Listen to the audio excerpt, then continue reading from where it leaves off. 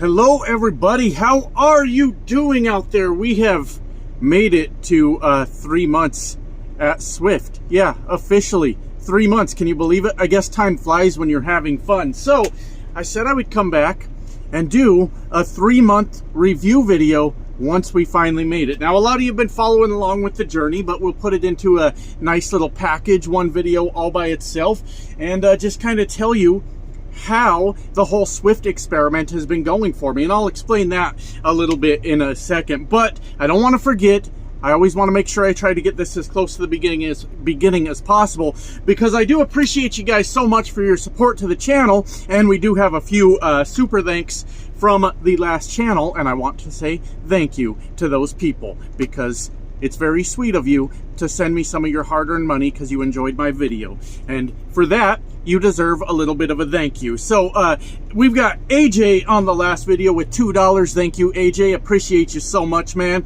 And we've got Eddie with $5. Thank you, Eddie. Appreciate that. Thank you so much. And we've got Coach Joshua. That sounds pretty serious, right? Coach Joshua said he was a Prime driver even, and he sent me $20 of his hard-earned Prime money. Oh my God, in a 62-mile-per-hour truck, in a, I don't know if he's doing a lease, but a truck that has a $1,200 down payment. Geez, that was half of his paycheck. I'm just kidding. I'm kidding. Thank you, Coach Joshua, for the $20, and I hope you accept that joke as hilarious as it was, because some people might be offended by that. And if you're offended, I'm sorry. I apologize. I'll send you your $20 back. And we've got the Nitro Turtle, the man himself that supports my nicotine habit and makes sure that I'm using any money he sends to buy more geek bars for myself, with $25 on the last video. And I wanted to make sure I got that in there. Thank you guys so much, everybody that supports the channel in some form or another,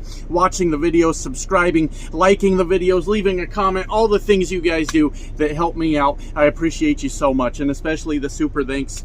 Thank you. I know how hard it is to make money these days. And actually, while we're talking about that, I am going to give my 3-month review of Swift. No notes. I meant to write down notes, but hell, we'll figure it out. I'm sure we'll get through it. One of the first things I wanted to address, though, is there were people out there. Now, I understand it's the internet. You make videos and people get their panties in a bunch. They get all worked up.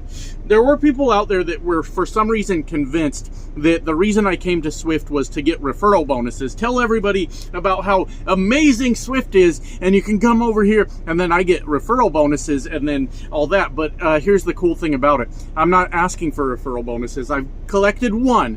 Let me explain. I had a guy that was asking me a bunch of questions on Snapchat about Swift, and I was giving him my honest answers as I understood them in my career so far at Swift. He made the decision to go to Swift after that. I was not trying to sell him on anything, and he said, hey, I'm in. Do you want to give me, he asked for my truck number. He's like, do you want to give me your truck number, and I'll get you that referral bonus. Look, I'm not above taking a referral bonus if somebody asks me some questions, and then they make the decision they want to come work here. However, I am against making videos to make the company sound maybe better than it is, or trying to sell you guys on coming to Swift so that I can make a lot of money. That would be really terrible of me, because choosing a trucking company and then it doesn't work out for you is a poor life decision that can actually set you back quite a bit in life. I've chose a lot of bad trucking companies. So there used to be a time where I would use my channel to get some referrals, and I heard back from a lot of people that were very, very unhappy with, well, let's say GP Transco. That doesn't mean GP Transco is bad. It just means they didn't have a good experience, and they were very mad at me for going to work at GP Transco. And I decided it's probably not worth selling you guys out for $1,000 at a time to have you come work at the company just to get me a referral bonus. Now, if you want to ask me some questions in a private setting, because I don't give that information, like my driver code and truck number, in my comment section, and you decide you're going to Swift, I'll take the referral bonus, but I'm not necessarily trying to sell you guys on them. And I believe their referral bonus is $1,000, I believe. And I collected half so far of that one referral bonus, $500. Couldn't have came at a better time because I really needed it at the time. But I have no doubt in my mind, my friends, that if I was here to collect referral bonuses from you guys, I could have got 100 people already. to come work at Swift. I guarantee you I could have done that. I could have got on here and just talked about everything good, but that wasn't the fucking point. I'm not here for your referral bonuses. Do you guys remember what the point is? A lot of you do. There's a lot of very unreasonable people on the internet that just hear what they want to hear. But the reasonable people, that's my audience, the reasonable truckers, right? Reasonable people understood that I thought it would be kind of interesting. I've got 10 years of experience. Let's go over to Swift and see what it's really like, right? Let's see what's good. Let's see what's bad. Let's make the videos. Let's hope not to get fired, because I'm not really in a spot in my life where I can afford to get fired and laugh about it. But if it happens, it happens. That's part of it, right? And that's what I really wanted to do. And there was a selfish side. I knew I could grow the channel a little bit by doing some Swift videos, okay? And I'd much rather, instead of trying to convince you guys to come to Swift and let me get a referral bonus off you, I'd rather make that $100,000 off of good videos that people want to watch, or driving the goddamn truck, okay? I cannot reiterate enough. I'm not here for your fucking referral bonuses, okay? I'll take them. But I'm not, notice I've never given out my driver code or truck number in the history of this channel, in the comment section or anything. But that's not the fucking point, right? So we're 3 months into it, guys. We've made it 3 months at Swift. And I gotta be honest with you, my first couple months weren't really good. I was kinda starting to feel like maybe I made a really bad decision, right? I'll talk more specifically about the money later in the video if I remember, because that's what you guys want to know, right? How much money are you making? And that's a valid question. And I am specifically doing over-the-road dry van, okay? Swift has so many fucking different divisions and so many dedicated accounts and different experience levels and all these kind of things that your money may vary. But what the fuck was I talking about? My first couple months weren't good. You guys know that. I was really having a hard time, and it honestly surprised me too. I'm like, how am I 10 years into trucking and I just can't stop fucking up? Now, I wasn't wrecking trucks or anything crazy like that, but I was just doing stupid shit. Well, I did one stupid thing that really cost me a lot of money, and that stupid thing caused me to panic. You guys remember, right? I parked at a 7-Eleven where I was given verbal permission to park for the night. Turns out the towing company that patrols that 7-Eleven did not give a fuck that I was given verbal permission from the store manager, and put a boot on my truck that costed me $1,800. Now, that was a really bad situation. I didn't have no $1,800 fucking dollars. That's insane. That's crazy. And a miscommunication with Swift, where I thought we had it covered in a way that I could pay it back without going broke. And all it was a miscommunication. They told me something. Apparently the person that told me this something wasn't clear on how things actually worked, made me believe something was going to work, and then I got I was going to say a really naughty thing right there.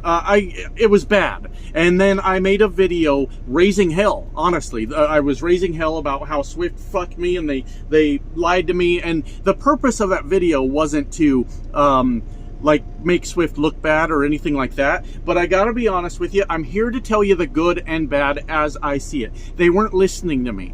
Right? I was calling, I was talking to people, I was being stonewalled basically, and they weren't listening. So I put out the video. I said they might listen now. Next thing I know, the problem was resolved the original way they said they were going to resolve it. And maybe they went back and listened to phone calls or something. But my hope for that isn't that they fixed it for me. My hope for that is that they either fix the system in a way that, like, okay, yeah, that driver did a fucking knucklehead thing, but we can make this manageable for them so they can continue to work here, or they fix the communication with the drivers and just tell them the truth. Just tell that driver he fucked up, it's his own goddamn fault, and good luck to him, and that's that. That was my only hope for it. But they did listen after I put out that video, right? And that's good. But like I said in the follow-up video to that, I don't want it to be fixed for just me. I want it to be fixed across the board. I want communication. That's it. That's all I was asking for. Just tell me I'm fucked. If I'm fucked, just tell me. All right. It's unfortunate that it went that way. I'm probably lucky I didn't get fired then. But you know, I am a good truck driver, and that's all there is to it. The safety things aren't really a concern. I mean, I do get dinged every once in a while because they say I'm following traffic too closely. I try my best to create that space. But then when you start running around like the East Coast and shit, and you need to like find that gap so you can move over and do all your things, sometimes following too closely is just unfortunately part of the job. It's not like I want to be out here road raging people. You guys have heard me adamantly speak out against road raging lunatic truckers. That's not what I'm trying to do, but I have been dinged a few times on that. Every month Swift sends out I've been getting a message anyways about my on-time percentage to their customers, and every month that I've gotten that message, it has been 100% every time. I get the fuck where I'm going, and that's what I do. And then we know that I had the problem with the truck. The def pump went out, had to get that replaced, had to sit for the weekend, because I was shocked by this, and this is something that I think Swift could do better. I was at one of their terminals, Oregon, Portland, I forget what it's called. It's in the Portland area, whatever one of those suburbs is, and their shop was closed for the weekend. And I understand the freight market shit right now, there's budget cuts, there's all kinds of things, but I don't think that's a thing they should have done. Open your shop fucking 24 hours a day, because trucking never stops, and let's get these trucks fixed and get them back on the road. I wasn't too impressed with that. I had to sit through the weekend. But since those two problems that were the start of my Swift career, it's actually been pretty fucking smooth around here, guys. I gotta be honest with you. It's been really good. I don't want to say really good. It's a mega carrier doing cheaper freight than, you know, obviously what everybody should be running for. I understand all that, but I am doing much better than I was in my first 2 months here.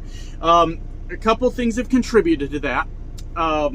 I stopped parking at 7-Elevens. How about that, right? How about that? You know, you have to accept that sometimes things just break on the truck. That's part of being a truck driver, is you are going to have breakdowns. That's just the way it fucking goes. But as you guys saw in my last couple videos, I talked about how Swift was sending me some shit loads, right? Like, these loads don't make any sense. And I've always been... how do I want to say this? I've always been bad for my own fucking business sometimes, because I want to be a team player. I better grab that load, and they'll be so happy I did it for them. Here's a thing you learn over time, and maybe it took me longer than it takes most people to learn, but a thing I finally learned is trucking companies are just doing business also. I'm not trying to say this as a negative thing. They don't really give a fuck that you're doing any kind of favors for them. All they know is that you needed that load done, you did it, that load's off their board, on to the next, they've got shit to do also. And I've always been that guy that's like, I'm just going to grab this load. I'm just going to take the load they're asking me to take. And I finally came to the realization, I'm not taking fucking loads anymore that don't benefit my business. If it doesn't make sense for me to do it, then I'm not going to do it. If it does make sense, then yeah, let's take the load. Let's get on with our lives and do that. And since I've adopted this policy of I'm not taking shit loads anymore, I've done a lot better around here, and that's my own damn fault. That's not Swift's fault. I have consistently broken at least 2,500 miles a week for the last 3 weeks straight. Now, a lot of you are saying, what about 3,000? What about 3,500? It's there. You can go get it. I'll be honest with you guys. I'm getting older, right? I am getting a little bit more tired as I get older. I don't necessarily have the desire to crank out 3,500 miles every fucking week. I have started to realize that I'm getting pretty worn out. Now, you guys know I've spent basically the last year and a half on the road, locked inside this truck, very minimal home time, and just trying to get every mile I can because I was in bad shape financially. That's the fact of the matter. That's what it was. I'm not a rich man by any means now, but I've been working hard, and I've gotten my life to a point where if I can get 2,500, I'm good. It's not the most money in the world, but I'm good, right? And I can live with that. So on that note, I will talk a little bit about the money. Keep in mind, this is trucking. There are a ton of fucking variables out there, right? I'm doing specifically, like I said, over the road, dry van, lease purchase, or owner operator, whatever you want to fucking call it. It's just Swift they call us owner operators. Isn't that cute? It's adorable. And so I might check on this later. Maybe I could move into something dedicated at some point and get that, you know, it's going to be your consistent 2,500 miles, but maybe it pays another 20 cents. Who knows? I don't actually know that to be true. It's just something I can look at later. But I've gotten it in my life where, okay, I can run 2,500 miles. That's not hard to do. I don't have to constantly be on the go. I can kind of relax a little bit. You slow down a little bit when you get older, my friends. And with that 2,500, I haven't paid off all my escrows yet, and my down payment on my truck is not paid off yet. And I am running my maintenance fund a little bit higher. That's kind of a cool thing here at Swift. You can raise and lower your maintenance fund, how much money you're putting into it. Now, don't quote me on this. It's just somebody told me. I'm not really sure.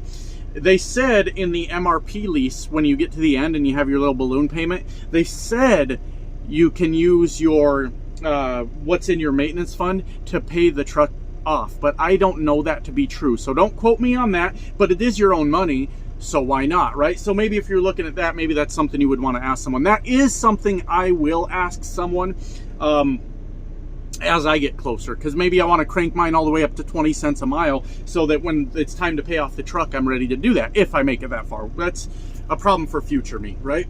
But with all that said, at about 2,500 miles per week, the money to me, after all fixed costs, after all fuel, everything, once I pay off these escrows and down payment and everything, it's going to be in that like $1,600, $1,700 range coming to me, coming to the house, right? No, it's not the most money in the world. Now, you can get out there and you can crank out 3,500 miles if you want, 3,000 miles if you want. You could do better with fuel. I could do better with fuel, for sure. I idle my truck all the time. I cannot stand auto start stop, and that was a fuck up on my part when I came to Swift. I should have asked them, do they have APUs? And if they said, nope, we just don't have APUs on their truck, me knowing that I hate auto start stop, that could have been a make or break deal for me. I just can't sleep with those fucking things on all the time. You know, you're trying to fucking sleep and the goddamn truck's turning itself on and turning itself off. I can't sleep through that shit. It's horrible. So I'm not the best at managing my fuel. And another part where I fuck up is Swift even sends you like what's the cheapest fuel on your route. They're normally giving you like the big 3 truck stops or a Swift terminal, and I don't even pay attention to that. I just ignore it. So I could probably, if I was smarter, right? I could probably get my weekly income up $100, $200. But then you look at these small mom and pop truck stops out there, these smaller, not chains, and you look at the prices and they're like 40 cents cheaper per gallon, and I start going, why the fuck am I not using those? What is wrong with me? And maybe you can use your own fuel card. I don't fucking know. I don't see why not. That's a question for you to ask Swift yourself if you have a fuel card you like. But you can really start to stack up some money. Now you're talking about 2,500 mile weeks, and you're getting up there closer to like $2,000 if you would just make better decisions. Hell, that's not too bad if I'm being honest with you. Now, that's not a guarantee. I'm just saying what you can do. There's so many variables in trucking. Now, if you're doing like that 3,000, 3,500 mile week, yeah, you should bring home about $2,000, 2,300. I've done 2,300 since I've been here, and that's not the worst money in the fucking world. Problem is, it's trucking, right? Problem is, it's fucking trucking. So you don't really know unless you're on a dedicated thing what's going on. But that's sort of where the money is. That's sort of what the money's like here. Do I have a drink? I think I might be getting a cold, my friends. My throat has hurt for the last couple days. It's hurt a lot. So anyways, let me get a drink here. I think I might be coming down with a little something. I'm not really sure. We'll figure it out and hope it don't get worse. One of the things I really, really enjoy about Swift, honestly, I seriously mean this, as an owner-operator at Swift, they basically leave you to run your own fucking business. I do not get phone calls from Swift.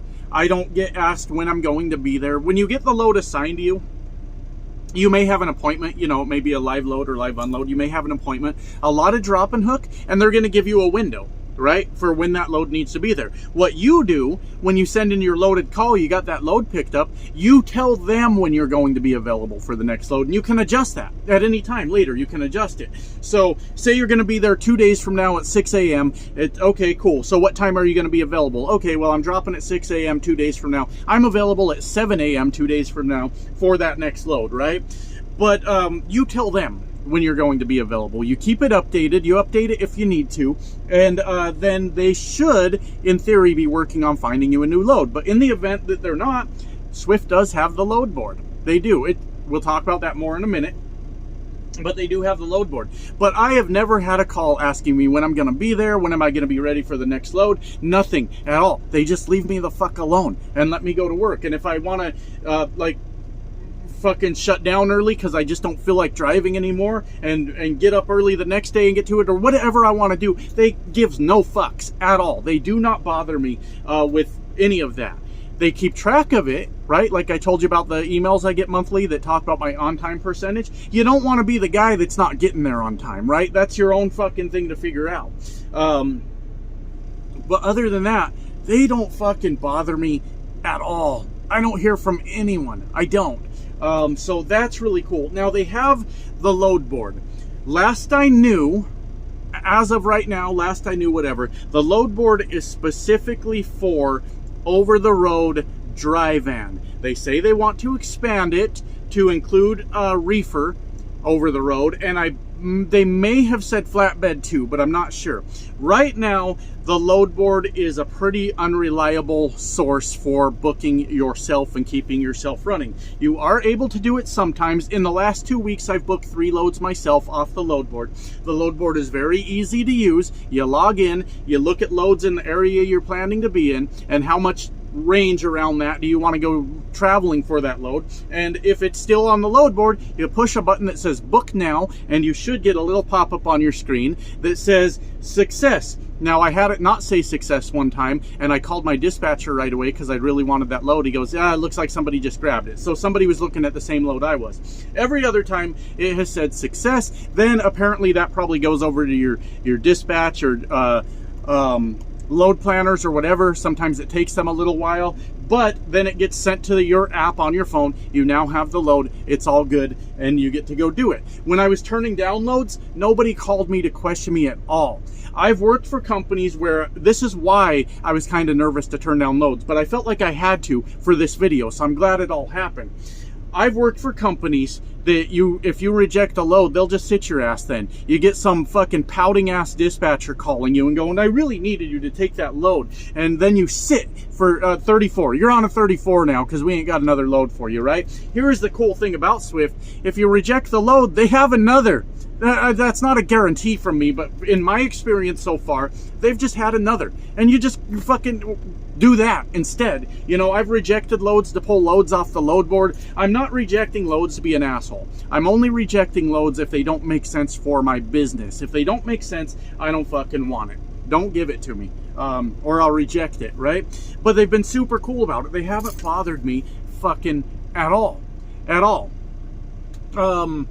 So the money is what it is. It's trucking, guys. You know, you pay all your expenses. If you can still take $2,000 to the house, hell, that's not a bad week at all, right?